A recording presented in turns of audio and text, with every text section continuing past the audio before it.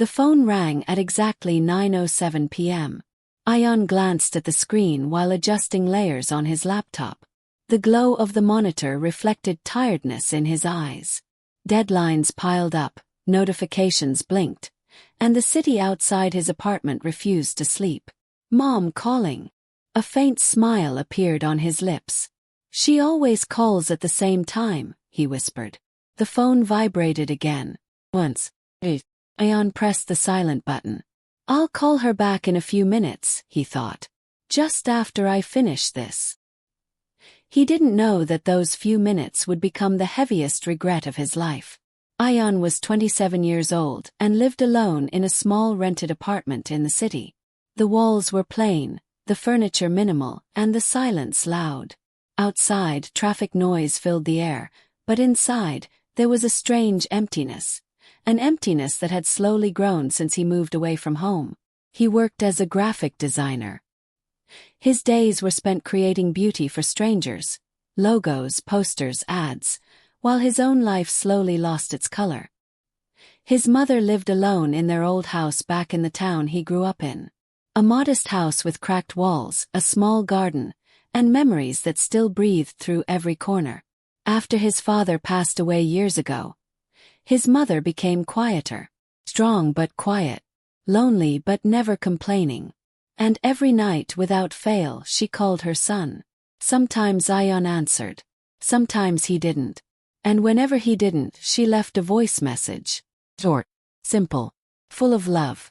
Did you eat, my son? Are you tired today? May God protect you. Ion always believed there would be another call tomorrow.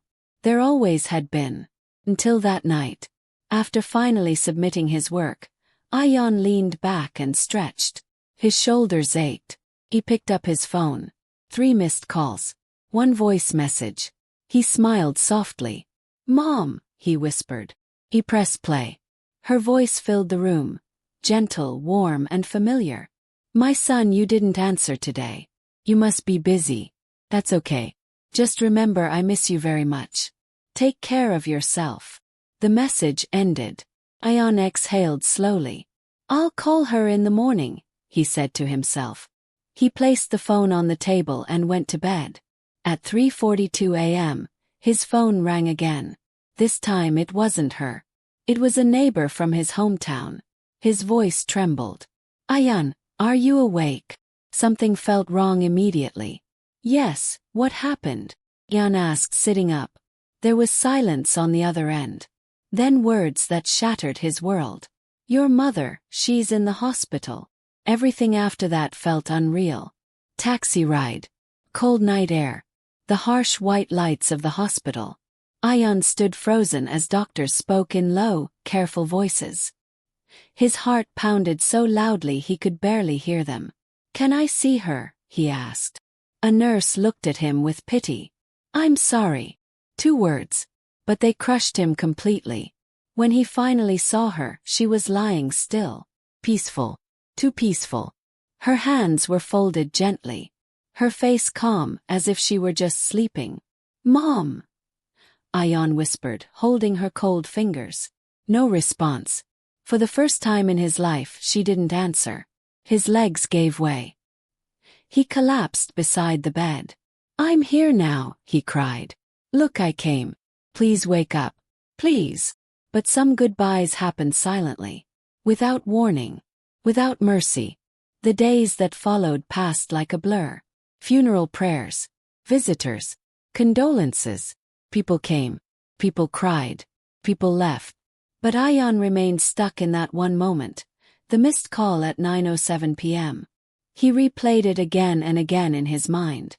If only he had answered. If only he had called back. If only he hadn't been too busy. Guilt wrapped around him like chains he couldn't break.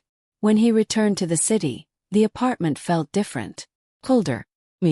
Unforgiving. That night, unable to sleep, Ion picked up his phone. He scrolled through old photos. His mother smiling, cooking, praying, waiting. Then he found the voice message. Her last one. His finger trembled as he pressed play. Her voice came alive again. Warm. Loving. Real. Ion broke down. And from that night onward, a strange ritual began. Every night at 9:07 p.m., Ayan sat on his bed and played the same voice message. Every night. It became his comfort, his punishment, his only connection. Outside, life moved on. Inside, Ayan remained frozen in time. And he didn't know that one day. After his mother's funeral, Ayan returned to the city with a suitcase that felt heavier than before. Not because of clothes, but because of guilt. The apartment door creaked open as he stepped inside. The lights were off. The air was stale. Nothing had changed, yet everything felt different. This place used to be just a temporary stop between phone calls, visits, and holidays back home. Now there was no home left. Ayan dropped his keys on the table and stood still for a long moment, listening. Nothing. No voice calling his name. No sound of footsteps. No smell of food from the kitchen. Just silence.